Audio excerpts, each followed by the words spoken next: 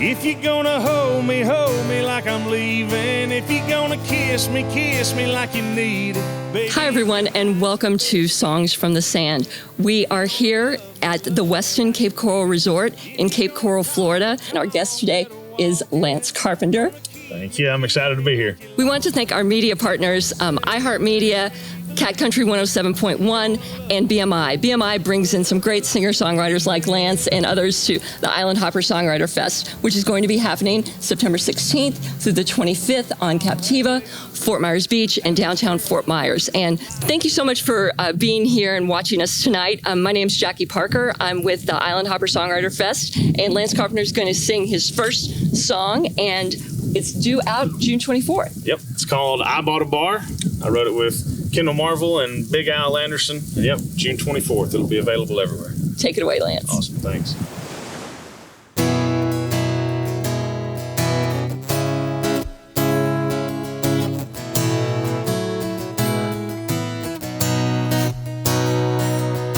Well, I've spent countless nights and half the money that I've made holding down a bar stool in someone else's smoky place. One night I was drinking after sitting there all day. Man, that got me thinking, why throw it all away? So I bought a bar just down the street. I light the smokes, I tell the jokes, call the shots, I pour the drinks, and I hire the band. I sweep the floors. When a fight gets out of hand, I'll pay the bouncer at the door to throw them out the same way he did me before. I bought a bar.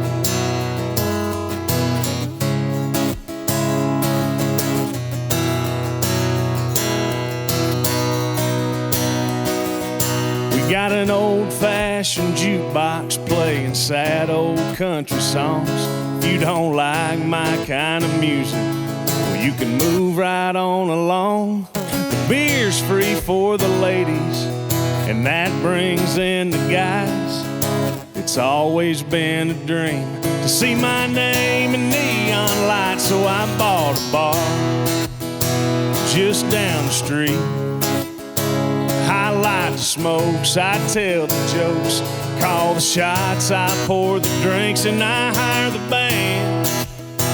I sweep the floors, and when a fight gets out of hand, I'll pay the bouncer at the door to throw them out the same way he did me before. I bought a bar. Now every hour is happy hour to me. And when the last call rolls around, I don't have to leave, 'cause I bought the bar just down the street. I light the smokes, tell the jokes, I call the shots, I pour the drinks, and I hire the band. I sweep the floors. When a fight gets out of hand, I'll pay Big Vinny at the door to throw them out the same way he did me before. I bought a bar. I bought a bar. I bought a bar.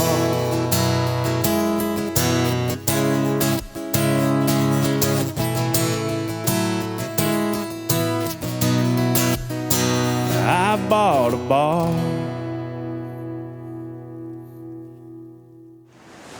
What a fantastic song. I bought a bar. I appreciate that. Probably about 2 years before all the country artists started buying bars on Broadway in Nashville and putting their names on it. So I guess you could say we kind of started the trend, even though they never heard this song. So always want your name in neon. I like that line. Exactly. And that you're pushing the broom, and you get last call, you get to stay. Yeah, so. I think anybody who's ever had a drink in a bar has thought about owning the bar, and they look around at all the money people spend or the money they've spent.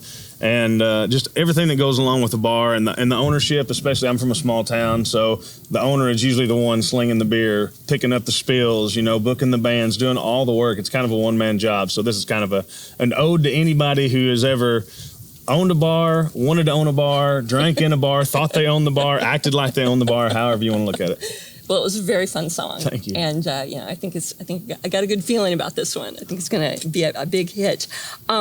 So last week you had a pretty good week. Not a humdrum Monday. You won an award. It was an award-winning week. It was. It started out as an exhausting, exuberating week with the festival, and then it culminated with the Arkansas Country Music Awards, and I was honored to take home the Country Artist of the Year award, and it's the second time I've won that in Arkansas, and it's always just such an honor and humbling to be able to help represent country music in Arkansas, my home state. Yeah, and it means more when it comes from people comes from your peers in your home state, doesn't Absolutely. it? Yeah. And and you're an Arkansas Tech graduate also? Yes, I went to Arkansas Tech University, played football, got a Bachelor's of Science degree in Emergency Administration and Management, and then post-grad work in Homeland Security Operations. Yeah, and we'll talk a little more about that later, and because it's all very interesting how you wound up here. It's been a journey, that's for sure. So, what do you want to play for us next? Let's see. This second song I think I'm going to do is called Sandbar. I think that'd be a good one to go to next. I think so too. All right, take it away. This song is called Sandbar. True story. Most of it, anyway.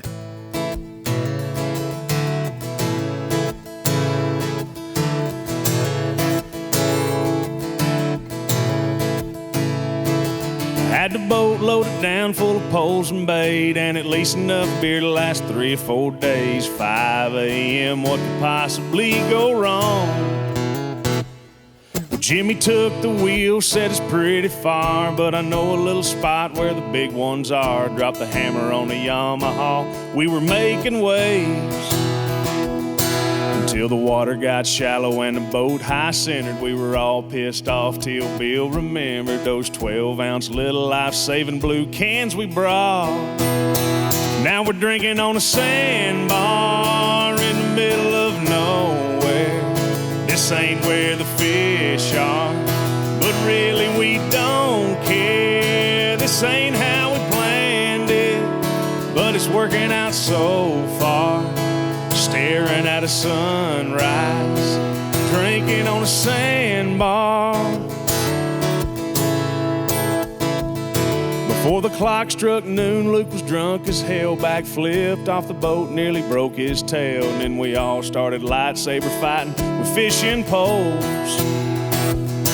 With a paddle for a bat and a buck to the winner, we were Babe Ruth swinging at fastball minutes. Ice Chest said it wasn't time yet to call for help, 'cause we were drinking on a sandbar in the middle of nowhere. This ain't where the fish are, but really we don't care. This ain't how we planned it, but it's working out so far. Staring at a sunset, drinking on a sandbar, yeah.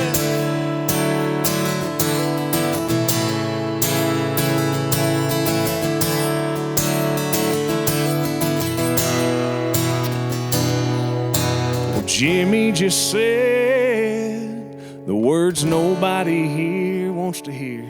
I'm sorry, guys, but we're almost all out of beer. Oh. But I had the only cell phone it had and took a swim. Called my brother, told him about the trouble we were in. He said, I'll grab what you need, and friends, I'm on my way.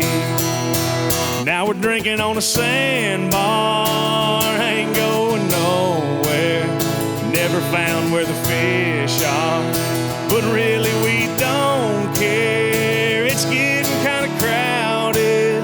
Somebody brought a guitar. Now it's looking like a boat show here on the sandbar.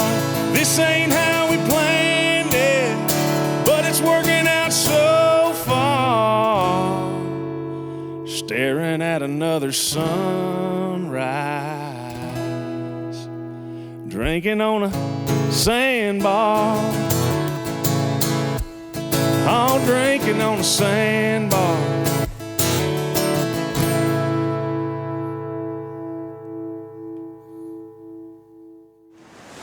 Another fantastic song. Thank you so much. I just want to say, when you were at the lyric where you called your brother, the boats out here, I saw a couple of them coming in. I think they were trying to rescue you too. They might have heard the song and thought, hey, I got you. I got you.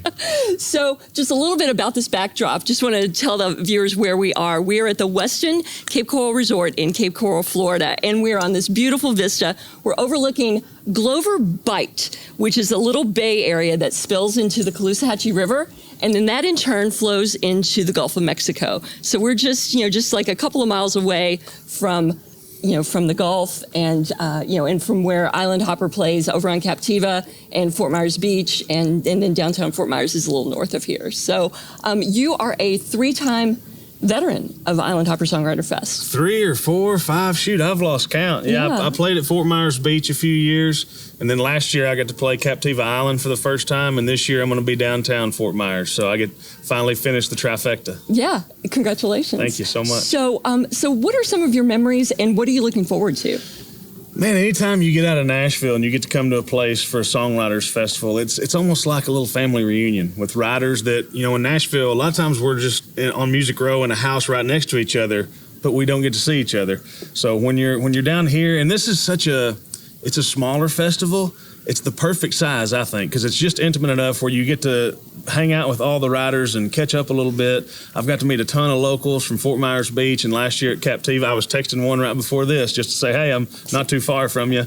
And it's just, the people are great. The weather's always been great. Even when a little rain comes down, it doesn't put any damper on it whatsoever. Everybody has a great time down here. It's not going to last. Yeah. The rain is not going to last. We're going to have some more sun. They don't call it the Sunshine State for nothing. That's right. So we'll talk about your next song number 3. All right. Yeah, this next one's going to be First Lady. Okay. This is a song about, to explain this one a little bit, about a year and 3 months ago, I started an online community called Music Row Coach, where I mentor songwriters and artists. And I had a couple of artists that had this song, and they needed some help with it. Mm-hmm. And at first I said, well, let me help y'all with it, and y'all keep the song, and I don't need to be a part of it. And we sit down and we basically rewrote everything but the chorus. And after it was over, they're like, we wouldn't feel right if you weren't a co-writer on this song. And I'm like, well, that wasn't the point of this. I really just wanted to kind of help y'all make it as good as you could. But I'd be honored to be a co-writer on it if you want me to be a co-writer on it. So this was originally written by John Ashburn, Cole Miracle, and Jesse Cofty. And it was just, the chorus is great, and we built a story around it.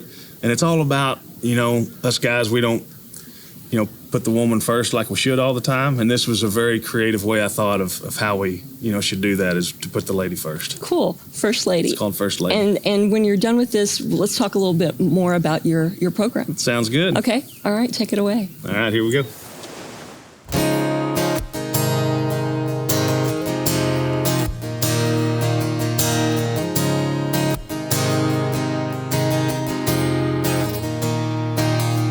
Sure be nice if I had the money to put a new car smile on your face. We'd point it down south till we found the ocean, instead of limping this last leg truck to the lake. My right arm around you, I sneak a peek in that rear view. You catch me when I do. God, how did I find you? I may never be the CEO, but I'll make you my business. I may never win a Super Bowl, but I'll get you a ring. God is my witness. I may never be anything other than what you see right here, baby. I may never be the president, but I'll always put you first, lady.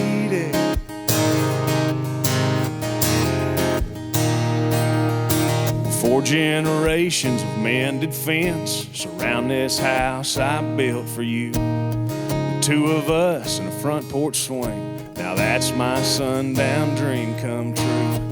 Granddaddy planted those pines, I could stay here my whole life, but if your dreams ain't mine, I'd take a hammer to a for sale sign. I may never be the CEO, but I'll make you my business. I may never win a Super Bowl, but I'll get you a ring. God is my witness. I may never be anything other than what you see right here, baby. I may never be the president, but I'll always put you first, lady. Gonna put you first, lady.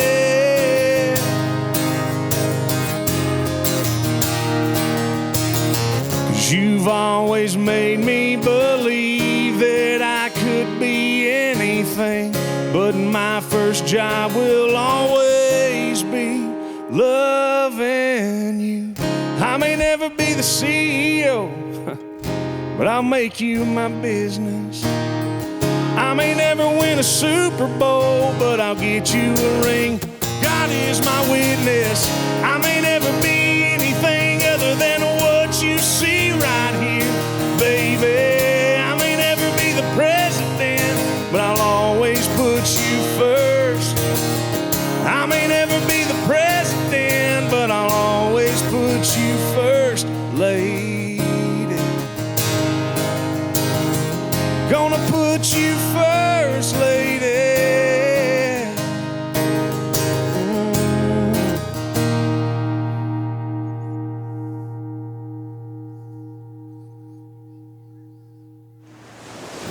In 2021, coming out of what we did with 2022 or 2020, which was nothing, I've heard a lot of people putting out a song a month, so I thought, I'm going to try that. And the whole plan for me and the way that came about is in 2020, my plan was to use the money I made touring in 2020 to make a new album for 2021. And that was like nothing there. Yeah. So I had to get creative. And since I am a creative person, that wasn't too hard to do. But I went back to a lot of people where we had recorded the song the day we wrote it with producers and different things like that. And there were a few like piano vocals, guitar vocals we'd done in the studio. And when they're demos, they're demonstration only. That means you can't sell them. You can't make them, for a profit and monetize them. So they're demonstration only. I had to go back to all the people that recorded on it and the producers and ask if I could get a signed thing saying that it was a work for hire, which would allow me to put it out. And so that's why I called it the demo sessions, because I didn't go back in and re-record masters of all this. I literally got permission to do the demos, paid some people a little extra money in the studio where I had to, and then mastered them and put them out. So it was a lot cheaper way of doing a record. Mm-hmm. And it's kind of a nod. All the songs are so different sounding. They are. I think there was 11 different producers on the project. Yes. And normally when you have a project, it's one producer and everything kind of sounds sonically the same. Mm-hmm. And this was just a chance, really. I wasn't worried about it being about me, the artist. I shined a spotlight on 18 co-writers, 11 producers, all the people that were working behind the scenes to kind of give all my fans out there a look behind the scenes of what happens before we really go into the studio to cut an album. A little more experimental. Exactly. Definitely. Yeah. Well, if you haven't checked it out, the demo sessions is definitely something you should put on your list to download. So we wanted to talk again a little bit about Music Row Coach. Yeah. And that is just, it's a great way to give back to performers. You work with performers and songwriters. You've sort of traveled the road that they're traveling down and sort of help them maybe not make the same mistakes or learn from those mistakes that maybe you made along the way. Absolutely. I mean, I wouldn't be sitting in this seat right here if it hadn't been for years ago me discovering an organization called NSAI, the Nashville Songwriters Association. I Googled songwriting, found out they kind of did what Music Row Coach does. They help mentor up-and-coming songwriters and things like that. And so I lived at the NSA office when I started going to Nashville. Uh-huh. And that's where I met my first co-writers. And then when I started having success, I went from being a member to being a mentor. And they would have me mentor artists and speak at their events, and I just enjoyed it. Mm-hmm. And as that got more and more, someone from NSAI, and there were other organizations that I mentored for, said, you should do your own thing. You're really good at this, and people they are attracted to you, and you have so much knowledge to give. I mean, there's a few people in Nashville that, have come to town, and I hate this because it sounds like it's like bragging, but it's not. This is just God's grace. Within 12 months, I had 2 major cuts. 6 months later, I had a publishing deal. Within 4 years, I'd had a #1. Then I signed a record deal, and I wasn't even trying to get a record deal, but I got the opportunity to be with Toby Keith and tour with him, and was out on the road for several years as an independent artist doing, I've never went to a show as the artist in a bus, ever. It's always been in my band van. And I had all that experience, and they're like, you should just do your own thing. And so I started Music Row Coach kind of through the pandemic. When I didn't have anything to do, I started working on the business plan, and now it's an opportunity to take all the experiences that I've had and find the gaps that all the other great organizations find a way to fill those things. And I told all them, I said, when I'm mentoring, I still mentor for all of them. If I'm in your organization, I will not talk about mine. I'm not going to promote mine while I'm teaching at NSAI or Songtown or Global Songwriters. But when I'm in mine, I'm going to talk about all of y'all's, because y'all all have something great to offer. Yeah. So you have sort of this coach feel about you, and it's, I don't know if it was from your football, playing college football and being in, team sports, involved in that at such a young age, but I could see where that would be something that you would shine at. So. I've had some incredible coaches in my life that were mentors. Coach Parrish, Coach Ford on most days, Coach Mullins in college, from basketball, baseball, football. And had I not went into, working for disaster response and things like that, I probably would have been a high school coach or a coach in college and probably taught. That would have probably been my life. And then this thing found my hand and everything changed. It did. It certainly did. It certainly did. So we've got your final song that you're going to play. I think this will be a familiar one to folks. It will be, yeah. They'll have to pretend I'm a girl. I think they can do. Can y'all do that? Can y'all just pretend that I'm really pretty? No, I'm just kidding. That's so hard to do. So you tell them what you're going to play. Yeah, well, this song's called Love Me Like You Mean It. It was recorded, and we wrote it with Kelsey Ballerini. It was her first #1 song, and it was 4 friends hanging out one night eating pizza, and this song fell out. We weren't trying to write a hit. We weren't even writing at first. We were literally just hanging out, listening to music and eating pizza. And someone said something, and I said something, and someone else said something. It kind of ended up being the first line of the song, and we're like, well, it's 9 o'clock. You think we should try to, at night, you think we should try to start one right now? And I'm like, well, how many times are we all going to be back together? So let's just try. And it worked? Yeah, catchy, conversational. Well, it worked, but when we did it, and Forrest, my roommate, was the co-writers are Forrest Whitehead, Kelsey Ballerini, and Josh Kerr. Forrest did the demo. It was pitched around to every artist in Nashville that had a record deal, and everybody passed on it. No, that sound will never work on country radio. That won't work. That won't work. And then people started listening, but who's that artist singing? And so, well, it's just a songwriter. Well, turns out she was an artist, and they signed her to a record deal a couple years later. That went out, and it was the label's first #1. It was the artist's first #1, the producer's first #1, all 4 songwriters' first #1. And it was the first time a female had debuted at #1 in 9 years, I think, since Carrie Underwood's Jesus Take the Wheel. So it was such a blessing of a song. And, yeah, I'm just so proud to be a part of it. A total win across the board. Absolutely. Definitely. All right, well, this is our last song, Love Me Like You Mean It. All right, here we go.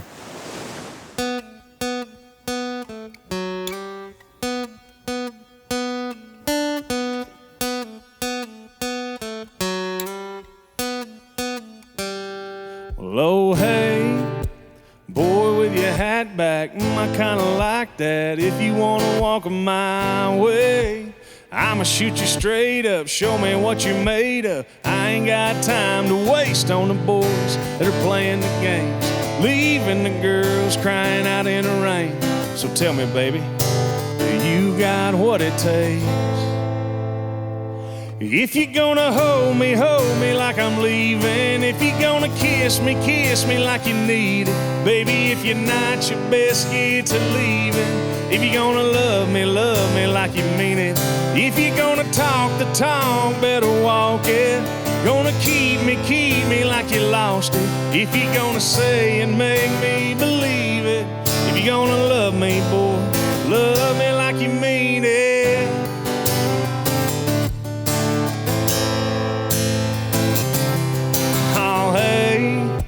I've had my share of losers, liars and users, looking for a heart to break.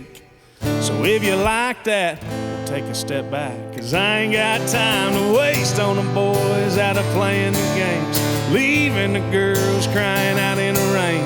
So tell me, baby, how you just crazy or crazy over me? If you're gonna hold me like I'm leaving. If you're gonna kiss me like you need it. Baby, if you're not your best, get to leaving. If you're gonna love me like you mean it. If you're gonna talk the town, better walk it. Gonna keep me like you lost it. If you're gonna say it, make me believe it. If you're gonna love me, boy, love me like you mean it.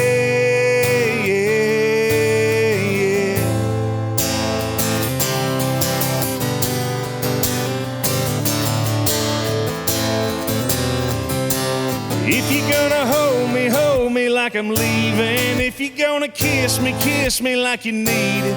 Baby, if you're not, you best get to leaving. If you're gonna love me. If you're gonna talk the town, better walk it. Gonna keep me like you lost it. If you're gonna say it, make me believe it. If you're gonna love me, boy, love me like you mean it. Love me like you mean it.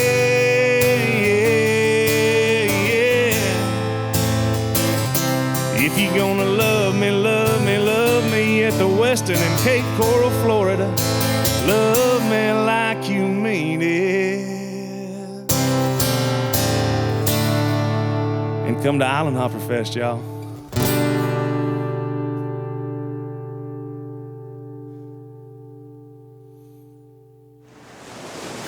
I want to thank everyone for watching our Songs from the Sand episode with Lance Carpenter. This has been a fantastic evening here in Cape Coral, here at the Westin Cape Coral Resort. And I just want to give a plug for Lance's next performance. It's going to be Muletown in the Round with another Island Hopper dude. That's right. Wynn Varble and Kevin Denny are going to be down at Marcy Joe's, and that's going to be something fun because them two guys are more country than cornbread. So it's just going to be a good night of country music. Columbia, Tennessee, right? That's right. Okay, very good, very good. And we will see you at Island Hopper Songwriter Fest, September 16th through the 25th.